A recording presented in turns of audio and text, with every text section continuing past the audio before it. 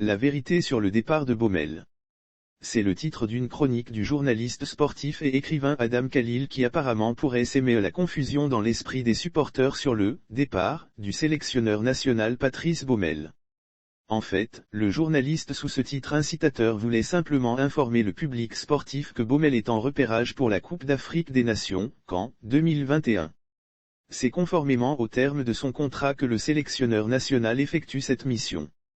Patrice Baumel a signé avec la Côte d'Ivoire depuis le mois de mars 2020, un contrat qui stipulait, pour la CAN, la qualification et l'atteinte du dernier carré. Des missions qu'il tient à relever, fait remarquer le journaliste auteur de « Combat d'éléphants », paru le 27 avril 2020 à l'Harmattan Côte d'Ivoire, préfacé par Hervé Renard et postfacé par Yaya Touré. Le départ du sélectionneur national d'Abidjan s'explique par le fait qu'il effectue des missions bien précises pour la préparation de la CAN 2021, prévue à partir du 9 janvier au Cameroun. Selon les propres termes du sélectionneur national, il est en repérage pour finaliser le stage de préparation de la sélection nationale dans le pays qui va les accueillir pour cette phase de mise en jambe, rapporte le journaliste. Et ce, tel qu'il le lui a signifié le 4 décembre 2021. Nous sommes à 15 jours du début des stages de préparation. Je suis venu aussi en Europe pour aller voir des matchs de nos joueurs. C'est ainsi que je l'avais déjà fait en 2014 pour la CAN 2015 juste avant les fêtes de fin d'année, a confié Patrice Baumel.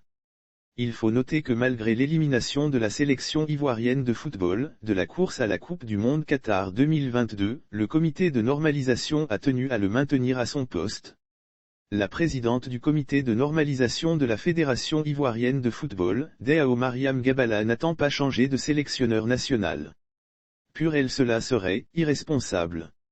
Nous avons eu une conversation franche avec le sélectionneur par 2 fois et des aménagements profonds vont avoir lieu.